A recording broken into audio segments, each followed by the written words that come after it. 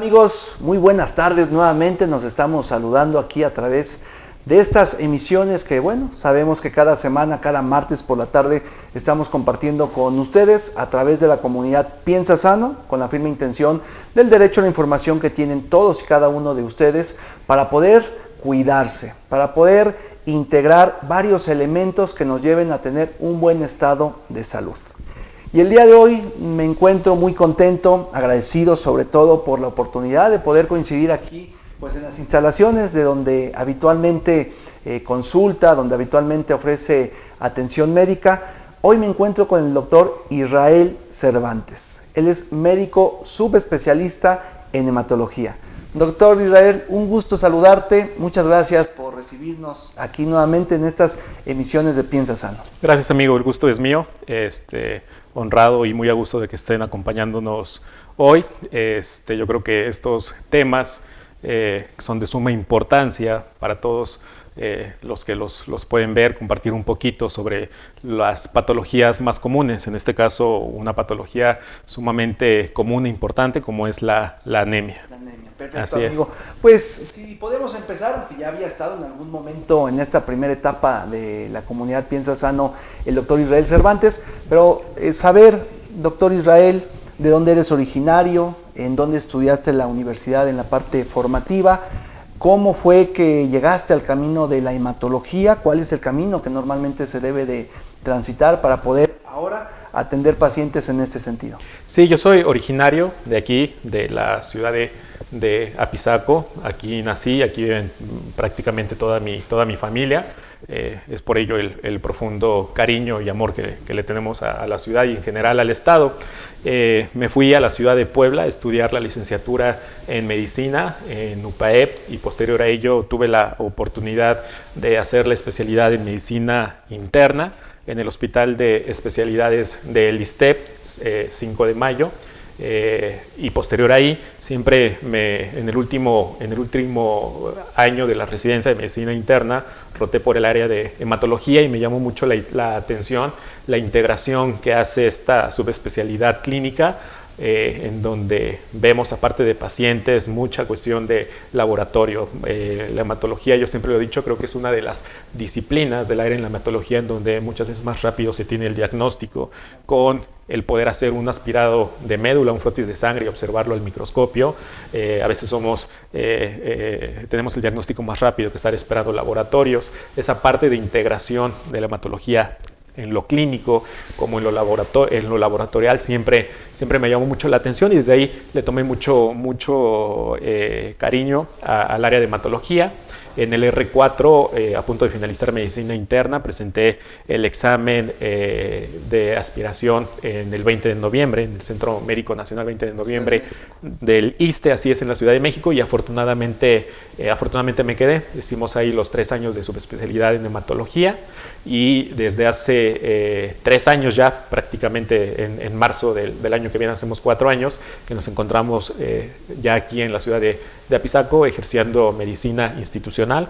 Nos encontramos a nivel institucional en el ISSSTE, de aquí del Hospital General de Tlaxcala, y medicina privada. Siempre yo creo que lo que le está sucediendo al Estado, en especial en la ciudad de Apizaco, es número cada vez mayor de especialidades médicas que antes no había, ¿no? Antes la gente, cuando buscaba alguna subespecialidad como hematología, oncología quirúrgica, cardiología, pues tenía que ir a la ciudad de Puebla o a la Ciudad de México, ¿no? Y ahora pues todos vemos con mucho gusto que cada vez más hay más especialistas, subespecialistas, que muchos somos, como yo, originarios de aquí del estado y lo que queremos es regresar, ¿no? Entonces, pues así es un poco mi historia respecto a la formación académica, amigo, ¿no? Pues así es. Varios años, ¿no? De la parte de la carrera, en promedio 7 años, la parte de formativa en aula, el internado, el servicio, Sí. que es la parte práctica, 4 años de medicina interna, que es una especialidad que abarca varios sistemas del cuerpo humano como tal, y 3 años ya en la subespecialidad de hematología, que ya es directamente, lo podemos llamar, es como la subespecialidad que atiende las células sanguíneas, ¿no? De forma, general, aunque sabemos que es muy amplio el manejo y sobre todo la situación que tú bien dices, el poder atender enfermedades que antes pues normalmente no se sabían, ¿no? Las causas y sobre todo los tratamientos. Ahora con esta diversidad, con este complemento de especialidades,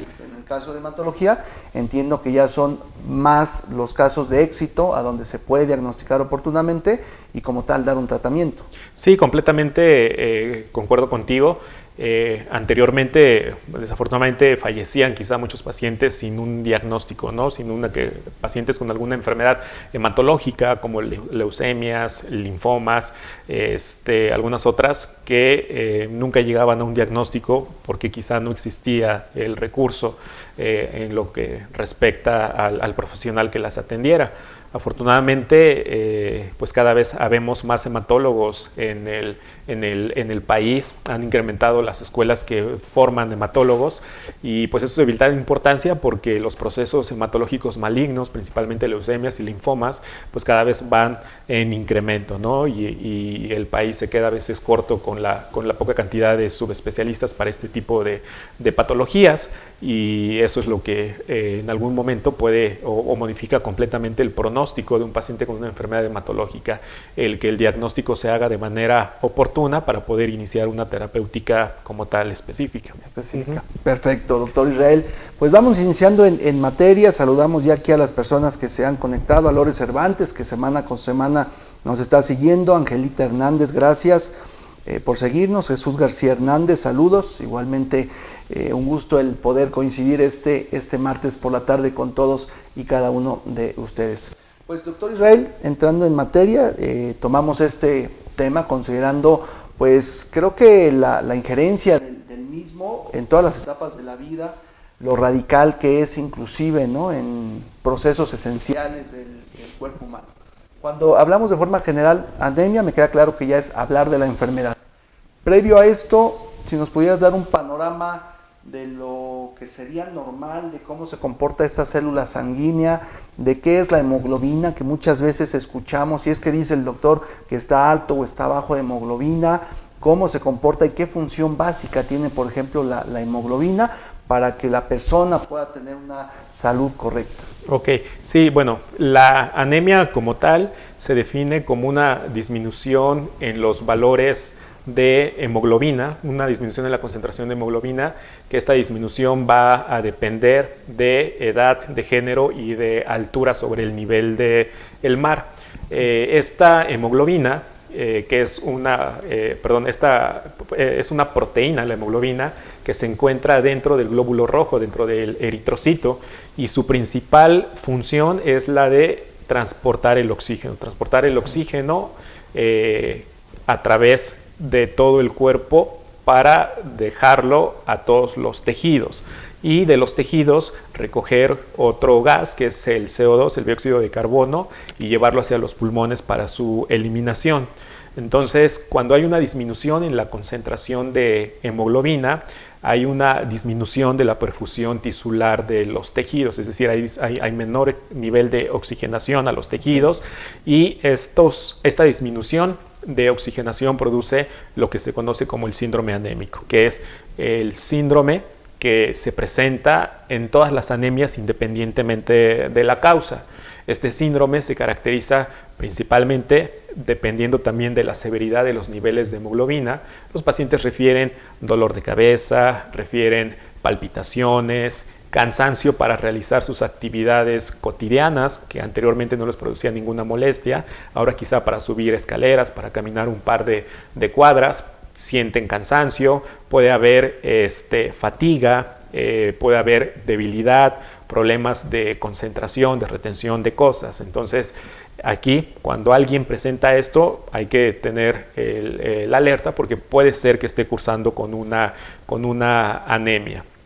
Ahora, hay diferentes causas que pueden producir una anemia. Muchos creen que solamente la deficiencia de hierro, que por mucho es la causa de anemia más común, pero no es la única, porque también puede ser que sean otras deficiencias nutricionales, como vitamina B12, como ácido fólico, o que el paciente esté cursando con un problema renal establecido, con una enfermedad renal crónica, que es común que presenten también anemia porque el riñón produce una hormona que es la eritropoyetina y esta hormona estimula la médula ósea para la producción de glóbulos rojos. Como el paciente con enfermedad renal ya en terapia final, bueno, en un estadio 4 o ya en un estadio que se encuentra en diálisis o hemodiálisis, la producción de esta hormona disminuye y los pacientes van a conllevar secundariamente una anemia. Pero también enfermedades de tipo infeccioso, inflamatorias, principalmente, por ejemplo, reumatológicas, artritis, lupus eritematoso, enfermedades endócrinas como cuadros de hipotiroidismo, pueden cursar con una anemia. Entonces aquí lo importante es que el médico o la labor del clínico no solamente es revisar la biometría hemática y ver que está anémico, porque pues eso el laboratorio, la biometría hemática no lo está dando. Aquí lo importante es indagar e identificar cuál de todas estas posibles causas es la que está llevando al paciente a esta disminución en la concentración de hemoglobina, a esta anemia. Ahora, nos platicas que de entrada hay ciertas características en el cuerpo que se van a manifestar por tener anemia de forma general. La clave, como bien dijiste, es el saber la causa. Así es. Pero las causas generales son el dolor de cabeza, el cansancio, somnolencia, algún tema en la palidez o en la coloración son pacientes que a nivel de los tegumentos, aparte de la palidez que se observa, siempre tienen la sensación de frío, o sea, los tegumentos, por haber una disminución en la hipoperfusión tisular, están fríos, son pacientes que tienen mucho frío. Como lo comentábamos, que tienen cefalea, pueden tener zumbido de oídos, pueden llegar incluso hasta tener visión borrosa. Las palpitaciones es muy común, la gente siente cómo late el corazón, así es. Y esos son como tal los síntomas generales. Ya hay síntomas que nos orientan hacia una causa en específica. Por ejemplo, los pacientes con anemia secundaria a una deficiencia de hierro, como el hierro es un elemento crucial en el recambio epitelial, es común que presenten caída de cabello, que es por mucho uno de los signos más comunes en una anemia ferropénica, pero también presentan fragilidad en las uñas, lo que se conoce como coiloniquia, que es que aparte de que la uña crece demasiado lento, se generan estrías o crece hacia arriba, como si fuera una cuchara, esto por la deficiencia de hierro. Pero también es común que tengan lesiones a nivel de la mucosa oral, sobre todo en las comisuras, y que estén predispuestos a infecciones principalmente virales. Entonces, ciertos síntomas, aparte de los síntomas generales del síndrome anémico, nos pueden ya ir orientando sobre cuál es la causa de la anemia. Por ejemplo, en el caso de una deficiencia de vitamina B12, como la vitamina B12 también interviene en la regulación del sistema nervioso central, es muy común que los pacientes, aparte del síndrome anémico, presenten alteraciones neurológicas, principalmente presentan alteraciones en la sensibilidad o en la fuerza muscular, o incluso pérdida del sabor de ciertos alimentos. Entonces, por eso es que te comentaba, aquí lo importante de la anemia, pues aparte de diagnosticarla, que el diagnóstico pues es realmente sencillo, porque solamente se requiere una biometría hemática en donde esté por debajo de los valores que para el paciente en cuestión tendría que estar. Pues lo que a veces es un poco complejo es identificar la causa, porque dependiendo de la causa es el tratamiento, ¿no? Entonces, no todas las anemias se tratan con hierro o con complejo B o con ácido fólico, porque si es una anemia secundaria a alguna otra causa, pues no va a tener como tal ningún éxito el tratamiento. Entonces, aquí a veces lo que nos pone un poquito o nos complica es identificar como tal la causa de la anemia en un paciente en cuestión. Ok. Así es. Ahora, nos comentas que la más común es la falta de hierro. Así es. Es de las más comunes. ¿Desde qué etapa podemos sospechar o esperar, hablando si es que existe alguna consecuencia por la alimentación? Digo, lo recordamos mucho de niños, ¿no? Come bien y es que fue con el doctor y que tiene anemia. ¿Hasta dónde en esta primera etapa de la infancia, el tipo de alimentación y pudiéramos sospechar, para todas las personas que nos están viendo y tienen pequeños en casa, que su niño o su niña pueda estar padeciendo anemia? ¿Cuál sería la característica? ¿Cuál es más o menos el porcentaje de lo que se presenta? Sí, yo creo que es una pregunta de suma importancia, porque la deficiencia de hierro es la deficiencia nutricional de mayor prevalencia a nivel mundial. Y en nuestro país la deficiencia de hierro produce el 70% de todas las anemias. Los grupos más vulnerables de padecer una anemia por deficiencia de hierro son los grupos etarios que se encuentran en desarrollo. Entre ellos, pues evidentemente, el recién nacido, el lactante, el niño y las mujeres en edad fértil. ¿Y por qué las mujeres en edad fértil? Porque pues, la menstruación produce pérdidas importantes de sangre y que si la paciente no tiene una dieta adecuada o no recibe una suplementación adecuada, pues evidentemente va a evolucionar a una anemia por deficiencia de hierro. Entonces estos grupos, siendo los más vulnerables, son en los que tenemos que prestar atención para diagnosticar como tal la anemia. Aquí es muy importante porque en las primeras etapas, anteriormente se creía que aunque no hubiera como tal una anemia, es decir, no hubiera concentraciones bajas de hemoglobina, se pensaba que los niveles de hierro estaban normales. Ahora sabemos por muchos estudios que se han hecho que existe ferropenia, es decir, disminución en la concentración de hierro sin que necesariamente evolucione a una anemia.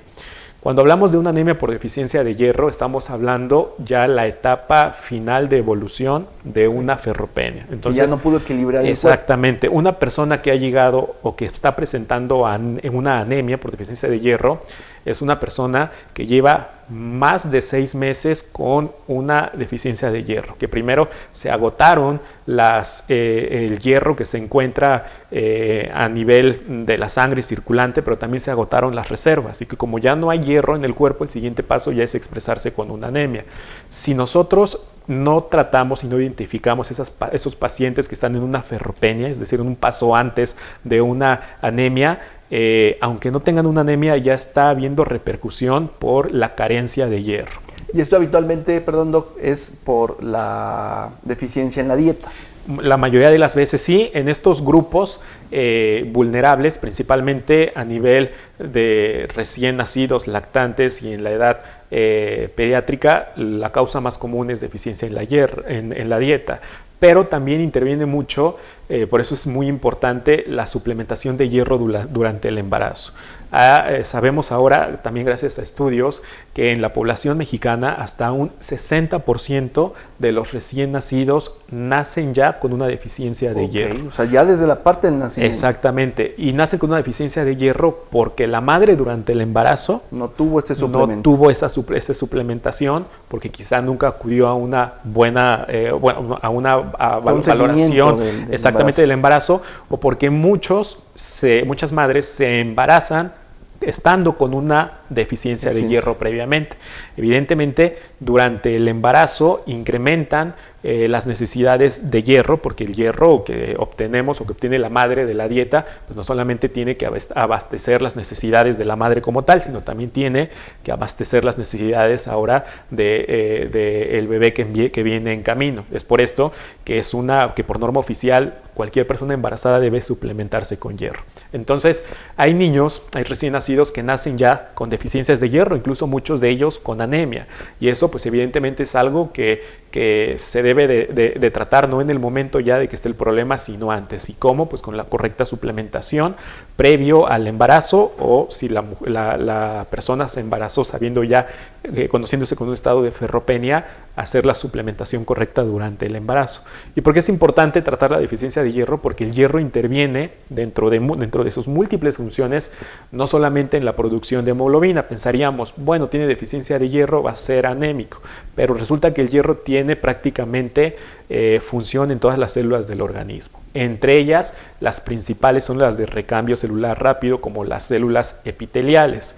Un niño, un recién nacido con deficiencia de hierro, tiene un recambio epitelial intestinal pobre, y eso va a hacer que desarrolle una alteración en la absorción de nutrientes. Entonces estamos ya condenando a un niño a que tenga menores, que esté en desventaja contra el promedio. ¿Por qué? Porque va a ser un niño que siempre va a estar con bajo peso al nacer, y todos sabemos que la nutrición al inicio pues depende exclusivamente de la lactancia materna, ¿no? Entonces, si la madre de por sí estaba con una deficiencia de hierro, pues el aporte a nivel va a ser mínimo.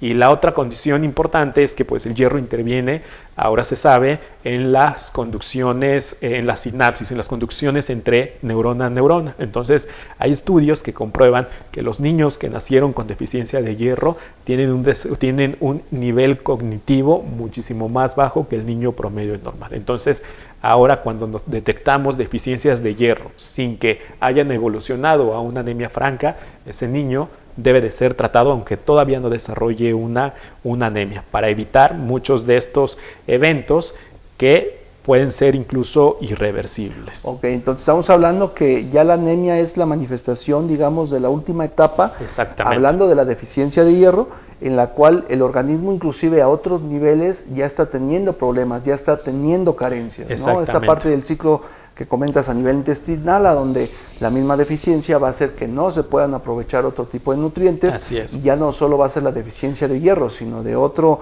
tipo igual de elementos que el cuerpo necesita, y más en estas etapas de desarrollo, ¿no? A donde toda la función, todo órgano, todo aparato de nuestro cuerpo, pues requiere de esta integración para que lógicamente el pequeñito, la pequeñita vaya en un desarrollo óptimo. Entonces, y lo que dices del embarazo me suena importantísimo, doctor Israel, porque entonces platicar, y en esta complementación que se hace con los colegas, ¿no? Los colegas de ginecología y obstetricia, pues muy importante, ¿no? Que siempre se vinculen, que siempre tengan en contexto esta situación de medir los niveles de hierro, entiendo a nivel sérico, para que podamos tener una valoración más integral y sobre todo evitar uno de los riesgos que ahorita nos decías, que sea, además de la deficiencia de hierro en la madre, que el pequeñito, la pequeñita desde el nacimiento ya tenga esta carencia.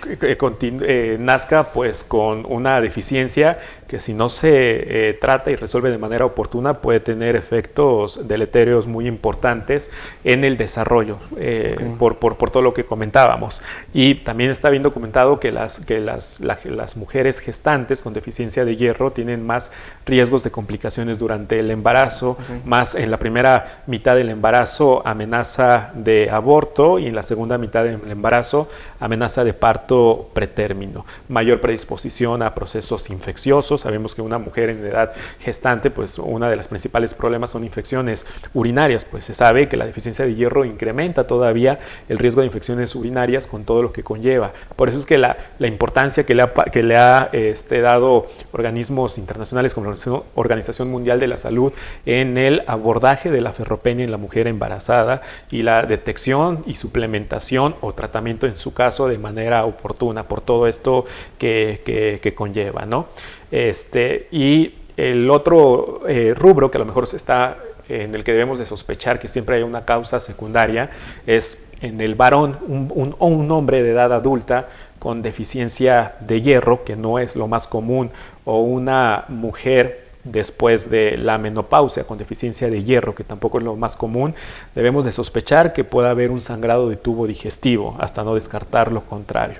Hemos tenido el diagnóstico de manera temprana de pacientes con tumores a nivel de lo que es el tracto digestivo, principalmente tumores a nivel de colon, en donde la principal manifestación fue la consulta por una deficiencia de hierro, una anemia secundaria de deficiencia de hierro. Entonces, dentro del abordaje, pues se diagnostican causas como procesos neoplásicos, ¿no? Entonces, muchas veces siempre hago el comentario, ¿no? Un hombre en la edad adulta, una mujer, pues después de la menopausia, que se te presenta al consultorio por una deficiencia de hierro, estamos obligados a descartar que no tenga exactamente un problema neoplásico, principalmente de tubo digestivo, ¿no? Entonces marcamos, digamos, como estos dos polos, ¿no? Sobre la misma situación. Estamos hablando de anemia, pero de anemia por una causa de deficiencia de hierro. En la etapa inicial, digo, desde el previo del embarazo, la parte del nacimiento y la parte del desarrollo. Ya nos dijiste las causas en el tema del embarazo, pero en la etapa del desarrollo es principalmente por una situación de dieta. Carencia, ¿no? En el tema de la dieta. Pero si ya estamos hablando ahora de personas adultas después de la menopausia, de la andropausia, estamos hablando más de los 50 años, Así es. 55 años, tienen datos de anemia como tal. Se realizan un estudio de sangre que se llama biometría hemática. El nivel de hemoglobina está bajo y esta causa se determina que es por deficiencia de hierro, que es una anemia por deficiencia de hierro.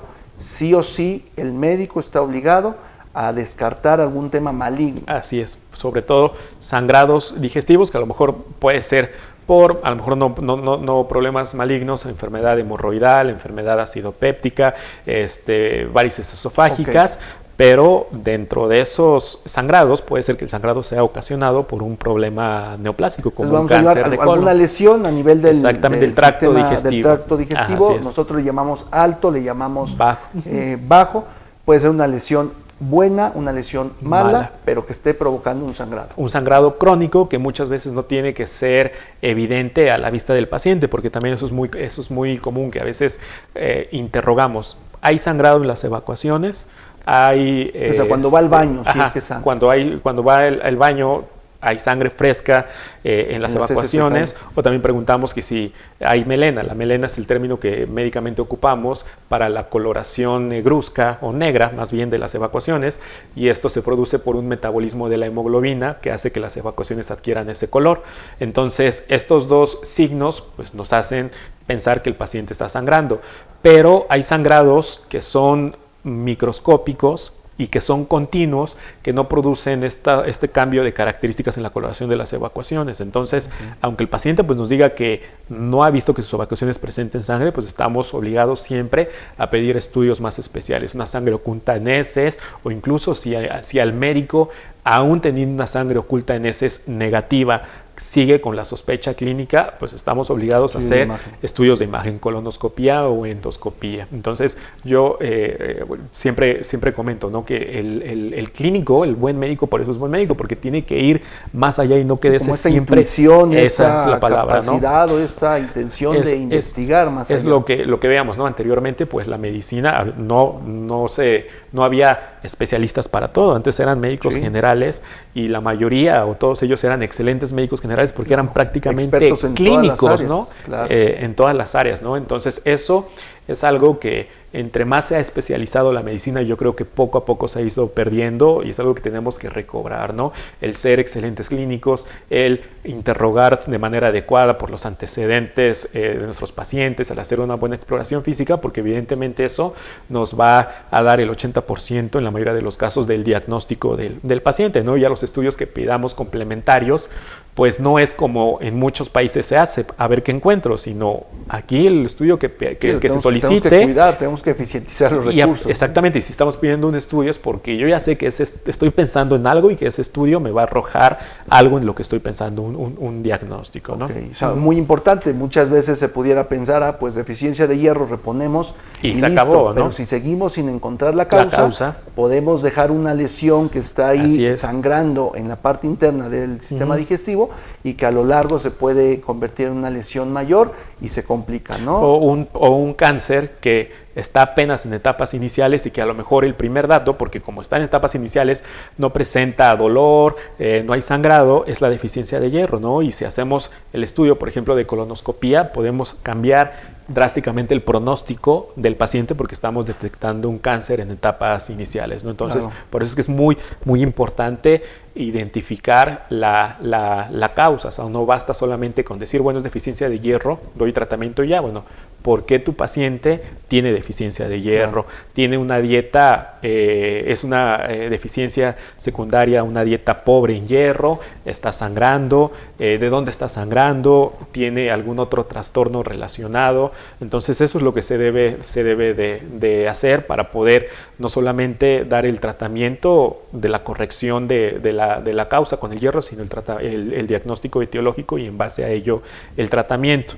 En la mujer en edad fértil, por mucho, la principal causa de anemia es la deficiencia de hierro y por mucho la deficiencia de hierro es sangrados menstruales, ya sea un sangrado uterino disfuncional o un sangrado por presencia de miomas, que es muy común, ¿no? Y eso es algo que a veces siempre entramos en conflicto con los ginecólogos, porque tengo muchos muy buenos amigos ginecólogos, pero... No tanto, no, es cierto, no, saludos. No digo, pero no me vayan. Pero es que a veces dicen, me lo envían, ¿no? Paciente con anemia y no está sangrando, se le hace pues los estudios y se descubre que tiene miomas, ¿no? Me dicen, no, pues que los miomas no te está originando la anemia. Pues es que es la única causa que está originando la anemia, ¿no? Entonces, mientras no se regularice el sangrado menstrual, mientras no se traten esos miomas, por ejemplo, va a seguir con la pérdida. Nosotros podemos estar administrando hierro, pero la paciente va a continuar con pérdidas y siempre va a tener una anemia, ¿no?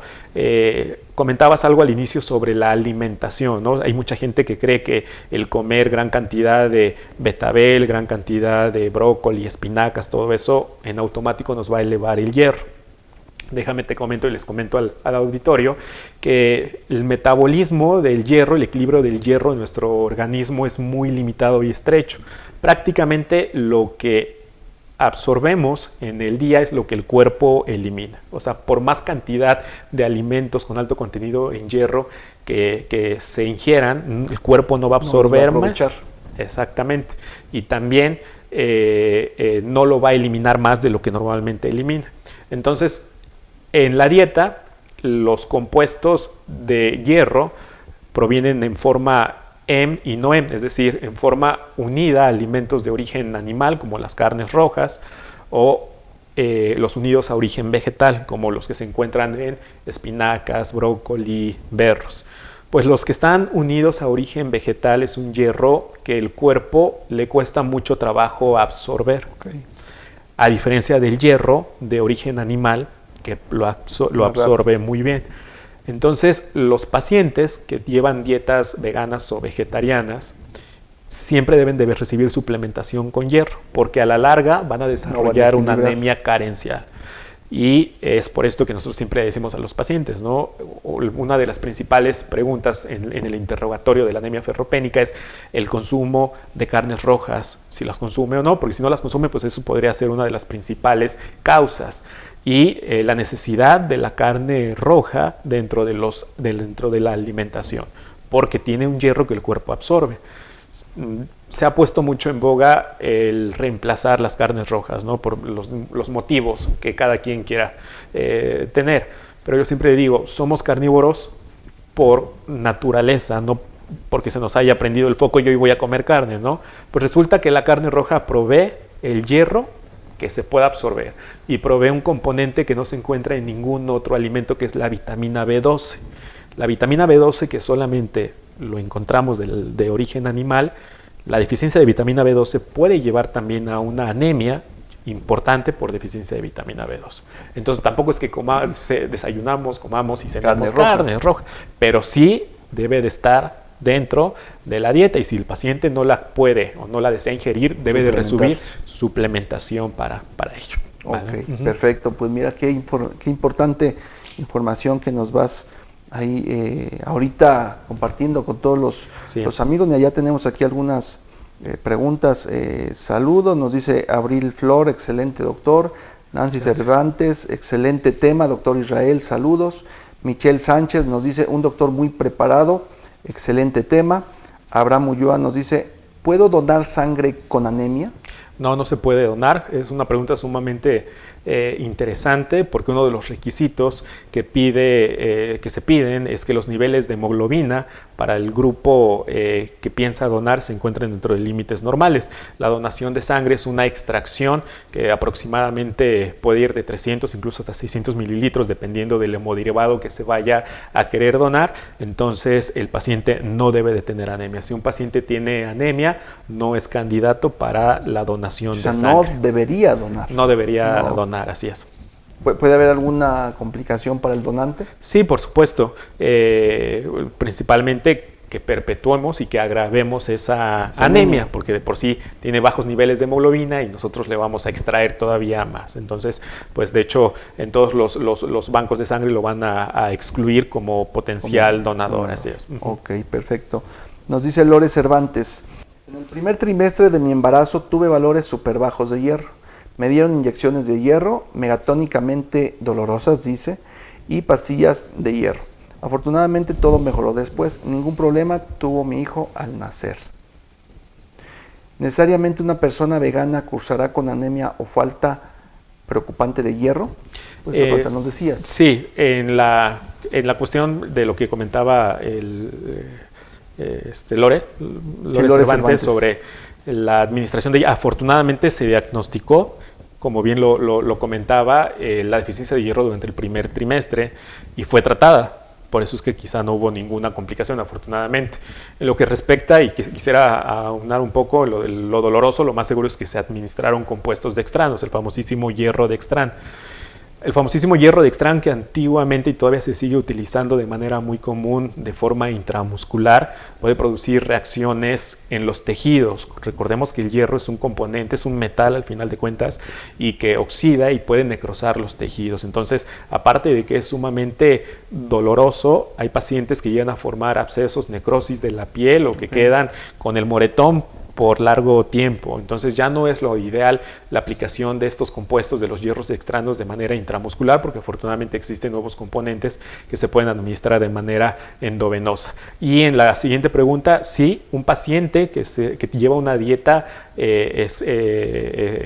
basada en puros vegetales y que no ingiere ningún producto de origen animal, principalmente carnes rojas, va a evolucionar en un tiempo a una anemia ferropénica si no recibe una suplementación con hierro, por lo que comentábamos sobre la poca biodisponibilidad, es decir, la poca absorción del hierro que se encuentra en los vegetales, ¿no? Es mentira eso que digas, cómete 2 kilos de berros, de espinaca, aún así te lo comes, el cuerpo no lo va a absorber. Así es. Ok, perfecto. Pues ahí están las respuestas, Lore Cervantes.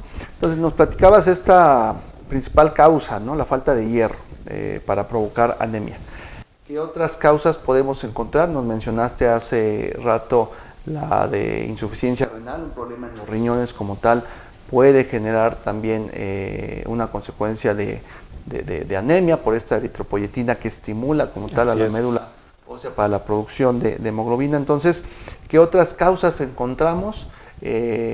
Además de falta de hierro, que puede provocar anemia. Sí, bueno, dentro de las causas pues comunes, pues tenemos estas, las que se dividen en causas hasta cierto punto benignas, como ya lo comentábamos, la deficiencia de vitamina B12, la deficiencia de ácido fólico, la deficiencia de hierro, problemas de función renal, hepatopatías crónicas. Los pacientes también con hepatopatía tienen una anemia generalmente dilucional, pero presentan anemia, infecciones crónicas, procesos neoplásicos.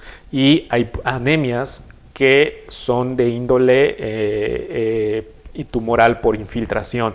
En el caso de las hematológicas, los pacientes que debutan con una leucemia, al haber una producción de células malignas, disminuye secundariamente la producción de glóbulos rojos o de elementos rojos viables y producen una anemia. Hay anemias secundarias a intoxicación por medicamentos, anemias secundarias a exposición a ciertos solventes, a radiaciones ionizantes, agentes alquilantes, y el panorama pues es muy amplio, ¿no? Entonces, por eso el hablar de anemia, pues no, digo, si por mucho la deficiencia de hierro es la más común, pero siempre hay que indagar en otras posibles causas como tal de anemia. Los problemas hormonales como el hipotiroidismo sobre todo es una también causa principal de anemia. Y tenemos las anemias hemolíticas, que es una destrucción de los glóbulos rojos, la mayoría de ellas por agentes externos o anemias que nosotros llamamos adquiridas. Los fármacos pueden producir destrucción eritrocitaria al piquete de algunos insectos, o una anemia hemolítica autoinmune, donde hay una activación del sistema inmunitario y produce una destrucción como tal de los glóbulos rojos. Y anemias hereditarias, que son menos comunes. También, sí, por supuesto, las anemias hereditarias como las talasemias, anemias de Fanconi, algunas otras causas que pues el niño nace con alguna deficiencia de alguna proteína que interviene en el metabolismo del glóbulo rojo y evoluciona como tal a una anemia que pues va a tener desafortunadamente de por vida.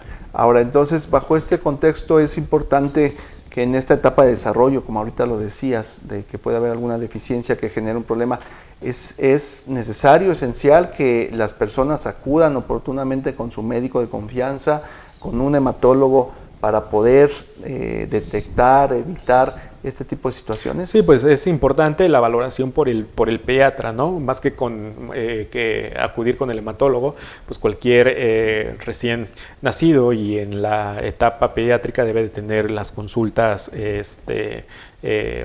subsecuentes, y en cada consulta, pues bueno, el médico determinará, dependiendo del estado clínico o de las manifestaciones que pueda llegar a tener, la solicitud de una biometría hemática en base a pensar alguna de estas anemias, ¿no? Pero pues evidentemente cualquier niño recién nacido tiene que llevar un seguimiento estrecho, una valoración exactamente por el pediatra. Ok, entonces, y ya ellos determinarán la causa muy probable,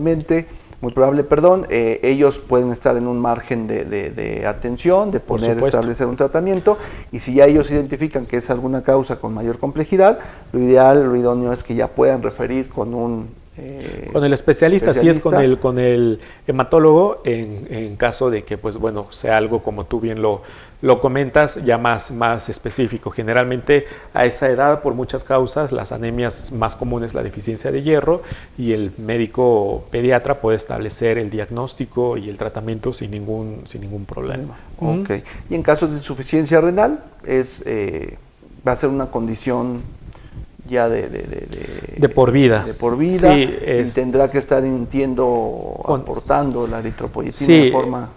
Aquí la anemia del enfermo renal en etapa terminal, pues evidentemente siempre va a requerir de sustitución de eritropoyetina. Ya hay muchos fármacos, muchos muy novedosos, en que la aplicación ya no es incluso varias veces a la semana, sino a veces quincenal o mensualmente. De eritropoyetina. Así es. Y el tratamiento, en este caso de la anemia por enfermedad renal, pues está instaurado por el nefrólogo. Es muy importante porque, aunque sepamos que el paciente con enfermedad renal, por la condición, siempre va a tener niveles bajos de hemoglobina, es importante también hacer mención que un paciente con enfermedad renal con anemia más baja de lo esperado, siempre debemos de descartar alguna otra causa agregada. El paciente con enfermedad renal es un paciente que tiene múltiples situaciones que pueden llevarlo a una anemia o perpetuar esa anemia, no solamente el problema renal. Los pacientes con enfermedad renal es comúnmente que tengan deficiencia de hierro, por eso deben de recibir suplementación de hierro. Son pacientes que, ya sea los que estén en diálisis peritoneal o hemodiálisis, es comúnmente que estén en procesos inflamatorios infecciosos, que eso puede condicionar una anemia. Es común que tengan problemas de regulación hormonal con niveles altos de hormona paratiroidea, que conlleva también a valores bajos de anemia. Es probable que tengan anticuerpos ya a estos agentes de eritropoyetina que los va a condicionar a una anemia. Entonces, sí es importante también recalcar este punto, ¿no? Que no porque sea un paciente con enfermedad renal vamos a esperar muy bajos, ¿no? E incluso, pues nosotros continuamente estamos valorando también pacientes referidos por amigos nefrólogos, pacientes, ¿no? Que, oye, no es nada más la enfermedad renal, es un paciente que tiene 5.7, 6 gramos de hemoglobina, tiene dosis adecuadas de eritropoyetina, no está sangrando, lo tengo con suplementación de hierro. Traía un nivel habitualmente correcto, de 10, 11, y de repente desciende sin un sangrado evidente ni nada. Entonces nos los refieren, porque pues ya ahí entramos nosotros para abordar y descartar alguna de todas estas causas comentadas.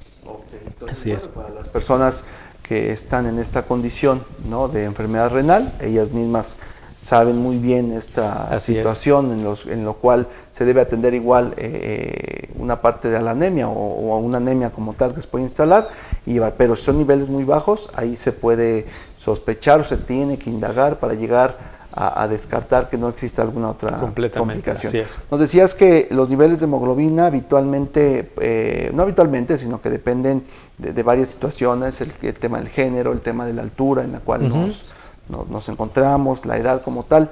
De forma general, ¿cuál es el promedio de ese nivel de hemoglobina para que todos nuestros amigos sepan? Digo, no es que vayan mañana, se realicen un estudio de sangre y ya, pero pues muchas veces en el mismo expediente de casa podemos tener algunos estudios previos, porque es eso, ¿no? Oye, ¿qué nivel tienes o qué nivel representas normalmente?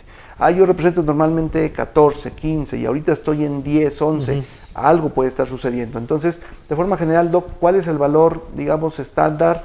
Si podemos determinar por una edad, digamos, en la etapa infante, la etapa adulta, de adulto mayor, para que nuestros amigos sepan y conozcan esta situación. Sí, a nivel de un adulto, un varón, a nivel de una altura, a nivel de la Ciudad de México, los valores promedios son de 13.5 a 14.5 gramos. Y en una mujer, en las mismas condiciones de altura, el nivel promedio de hemoglobina es de 12.5 a 13.5 gramos. Es un poco siempre más bajo los niveles de hemoglobina en la mujer por la mayor cantidad de tejido adiposo que tiene. En el recién nacido los niveles son más altos porque hay una hemoconcentración, hay una menor cantidad de volumen plasmático y los valores pueden estar de 16 a 18.5 gramos incluso de los valores de hemoglobina, que que en la primera infancia y en la adolescencia alcanzan ya prácticamente los valores normales del adulto. Entonces esto más o menos son los rangos de referencia. Repito, como lo comentábamos, pues es muy importante siempre considerar el nivel de altura en el que se encuentra la persona en cuestión, porque entre mayor nivel de altura hay menor concentración de oxígeno y secundariamente hay mayor cantidad de hemoglobina, a diferencia que los pacientes que la población que vive a nivel del mar, como la cantidad de oxígeno es vasta, pues el cuerpo no requiere gran cantidad de hemoglobina y los valores siempre van a tener si así lo comparamos, una anemia con respecto a los pacientes que viven a grandes alturas. ¿Sale? Y si alguien hace nada más algún viaje, tema temporal, pienso a veces en las personas en edad adulta que pueden estar en casa de un hijo 3 meses, luego tal, ¿puede haber alguna alteración que afecte de forma importante realmente, o su cuerpo va a equilibrar? El cuerpo equilibra, la vida del eritrocito promedio es de 120 días, que bueno, si está más de 4 meses, sí, ya ahora sí puede haber un descenso o un incremento dependiendo del cambio en los niveles de altura. El tiempo aproximadamente es de 3 a 4 meses, que es los 120 días de vida del eritrocito, pero si es un periodo más corto a esta cantidad de tiempo, no hay ningún problema. Así es. Inconveniente. Ok, para que sepan ahí más o menos los valores. ¿Y qué pasa? Y a lo mejor me vas a decir, oye, no era el tema estricto, pero ¿qué pasa con el contrario? Porque es muy común cuando se solicita la biometría hemática que las personas van en poder descartar anemia. No tengo anemia. No, pero ¿qué cree? Por el contrario, hay una elevación de hemoglobina. De forma general, ¿por qué se puede presentar esta situación y cuál es el paso a seguir? Sí, el término contrario a la disminución de glóbulos rojos, o es decir, a la disminución de la concentración de hemoglobina, es el incremento en los niveles de hemoglobina, que sería lo que se define como poliglobulia. Poliglobulia, como su nombre lo determina, es una cantidad excesiva de células, pero en términos médicos se asocia exclusivamente a un incremento como tal de glóbulos rojos. Okay. Y el incremento de glóbulos rojos, la primera causa que lo puede producir es una disminución en la concentración de oxígeno de esa persona, es decir, niveles o presiones de oxígeno más bajas de lo normal, secundario a alturas, secundario a que el paciente tiene una obesidad importante, a problemas pulmonares o muy común al tabaquismo, problemas de enfermedad pulmonar obstructiva crónica. Al haber una menor cantidad de oxigenación en el cuerpo, mismo empieza a producir mayor cantidad de glóbulos rojos tratando de compensar esa disminución de oxígeno.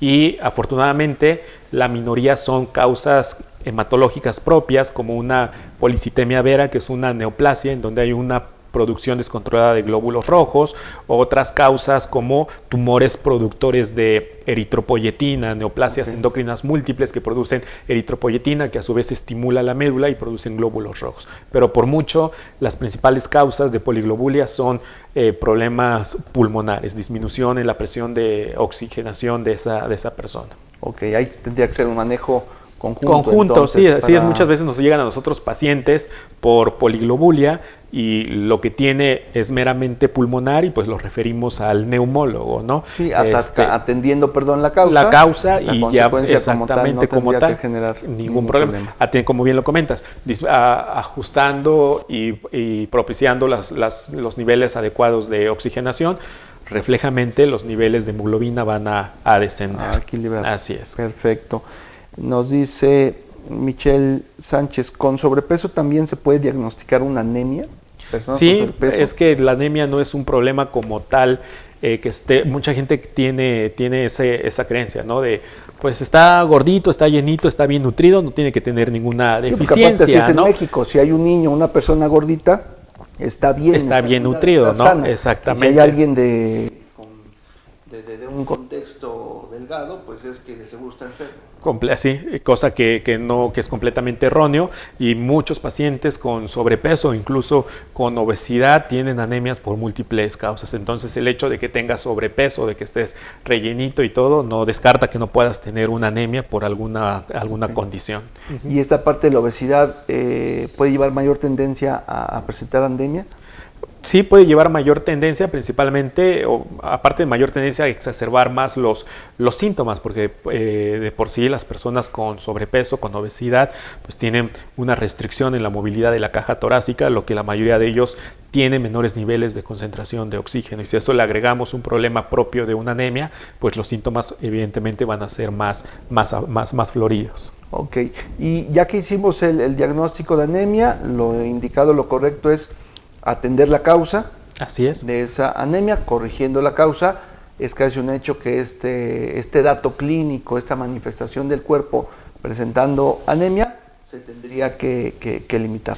Si una persona que ya se atendió, no hay algún otro factor, alguna otra enfermedad de gravedad y está en una recurrencia de presentar anemia, es muy probable por la dieta, es muy probable por qué factor. Sí, es muy probable porque no se hizo quizá el tratamiento, la sustitución adecuada, por ejemplo en el caso de ser una anemia ferropénica o por vitamina B12 o ácido fólico, o porque hay un factor que está todavía condicionando esa anemia, a lo mejor alteraciones o de deficiencia en la dieta, puede haber ahí un sangrado oculto que no fue diagnosticado, pero no, o sea, siempre nos tiene que poner a pensar y alertarnos, ¿no? Un paciente que se recuperó de una anemia y que vuelve a presentar nuevamente el mismo cuadro, hay que estudiar un poquito más a fondo. Exactamente, porque hay algo que se nos fue y que está perpetuando esa anemia. Ok, así es. Como paréntesis de lo que platicabas al inicio, de que ahora con la técnica o con la especialización que tienes a través de un raspado, un análisis en el microscopio, ¿a qué te refieres? ¿Cómo se hace esta actividad, esta situación para que ustedes oportunamente puedan tener el diagnóstico al microscopio?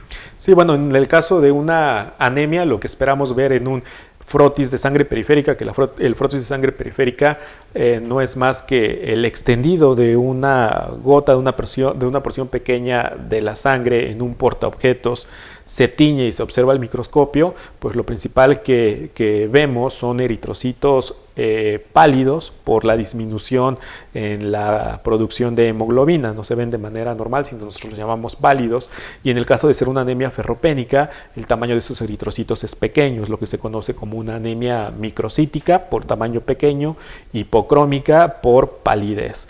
Y ahí, entonces, por el tamaño, por el color. Por el color y por el tamaño, pequeño y pálido, eso nos habla o nos canta a gritos el diagnóstico de una deficiencia de hierro.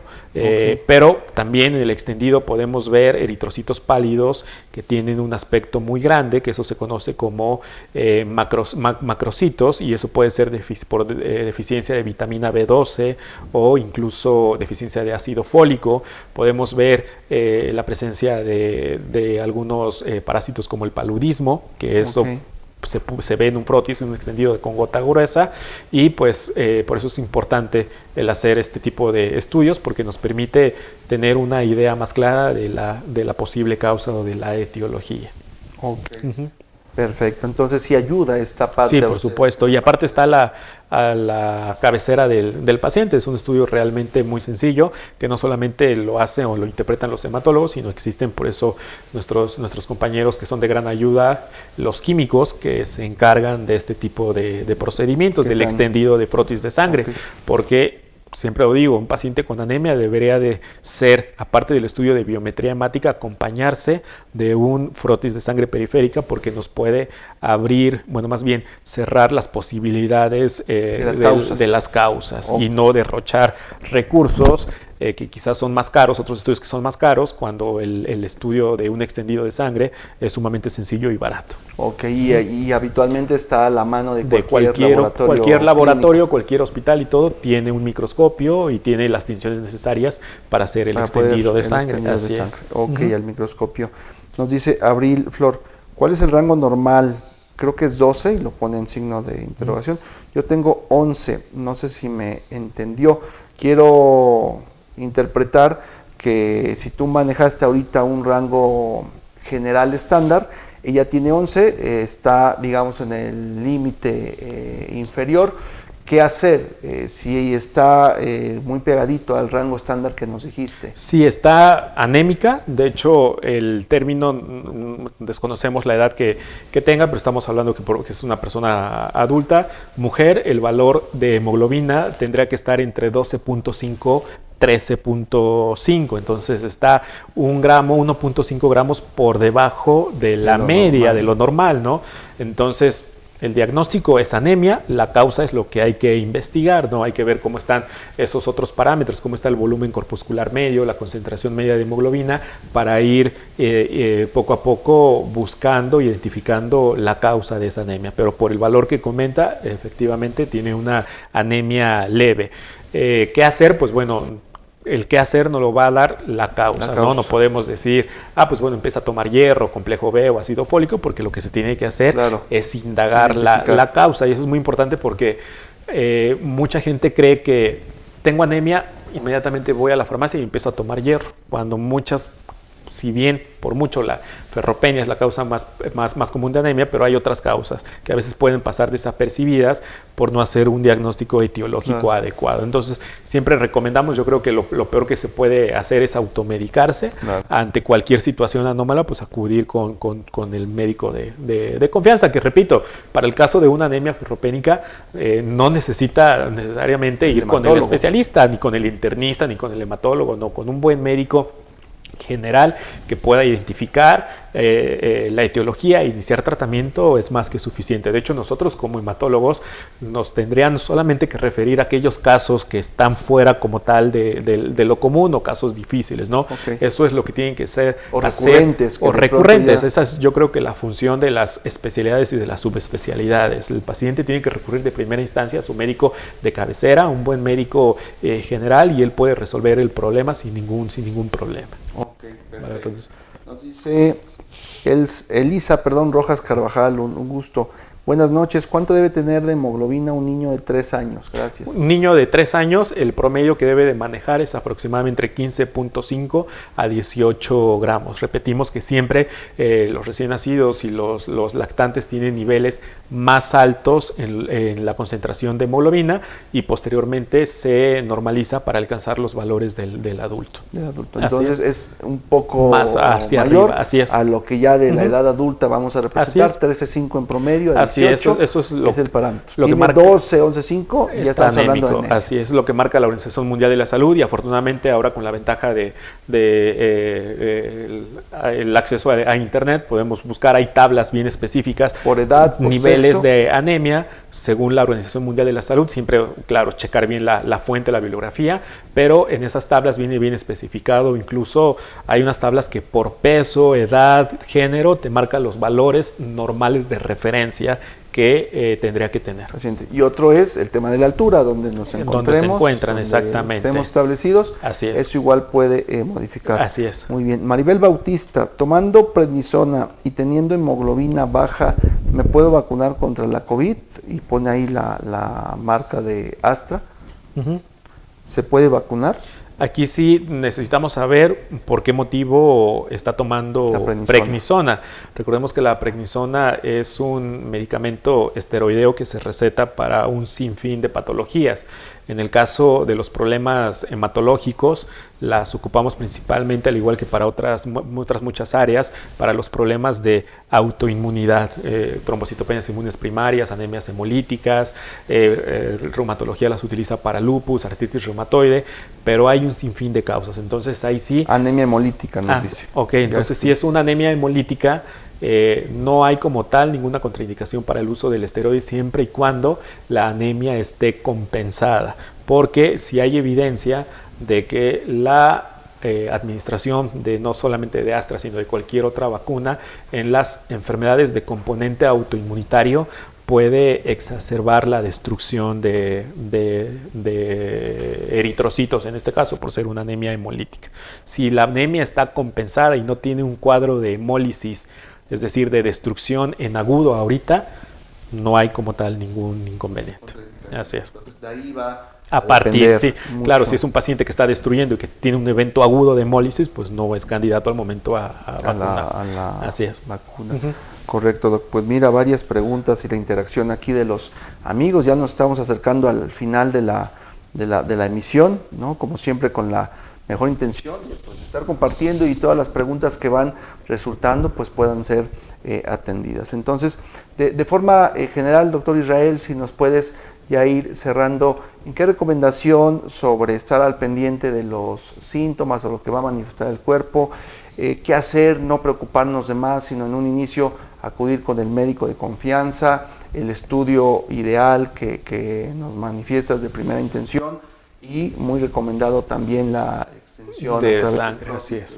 De sangre. ¿Qué recomendación le darías a los amigos que nos están viendo, que tienen pequeñitos en casa, que ya estamos en una edad adulta mayor?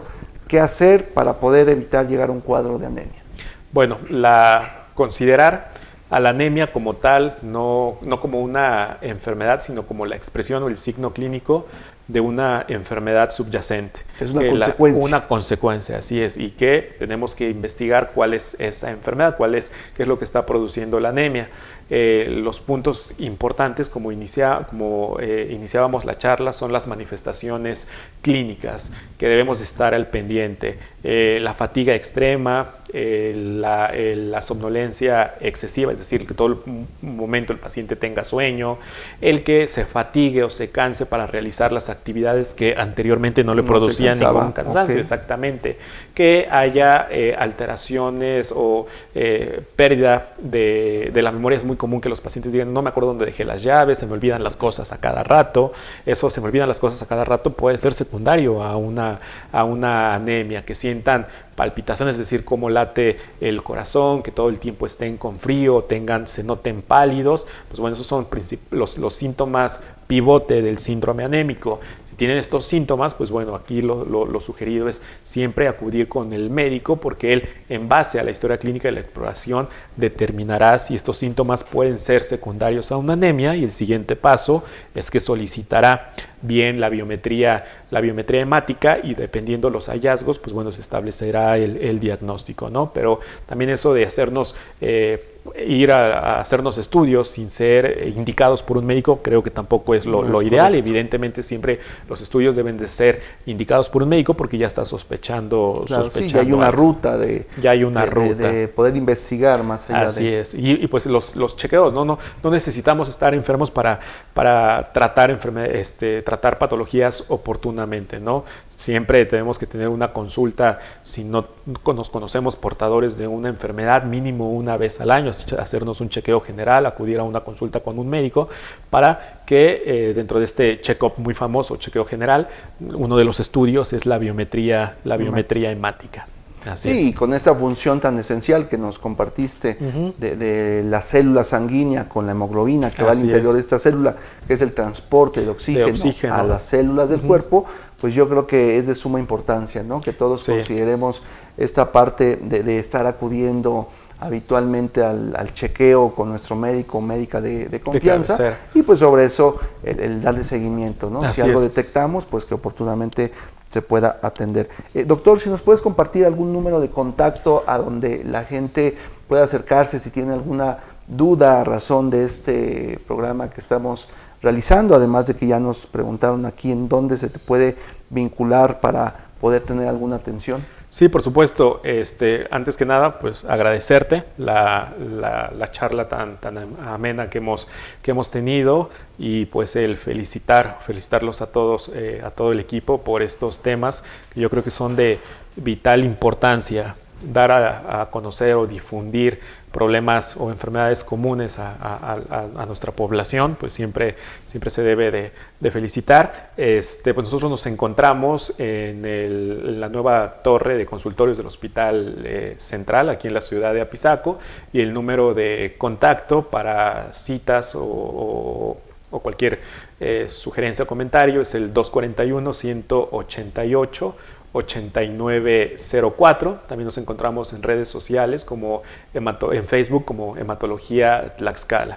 También todas las preguntas que no pudimos responder, con gusto las estaremos dando respuesta a través de la transmisión aquí en vivo de Facebook. Así claro, y vemos igual que el doctor Israel, a razón de esta cuenta de Facebook, ahí en las redes sociales está muy activo y siempre con esta intención de igual estar ahí compartiendo casos importantes, dudas y todo eso, ¿no? Yo creo que pues, las redes sociales hoy en día son un instrumento sumamente valioso para difundir y sobre todo para promover la salud, ¿no? Y pues tenemos que estar lo más activos que podamos. No, y sobre todo en vínculo, ¿no? con la gente, directo, en esta vocación que se tiene, y reconocer mucho el profesionalismo que ustedes van ahí aplicando con sus pacientes, pues creo que es hoy en día una herramienta, como bien dices, las redes sociales. Pues, doctor, agradecerte mucho. Si gustas despedirte, algún saludo, algún tema ahí para que la gente se cuide.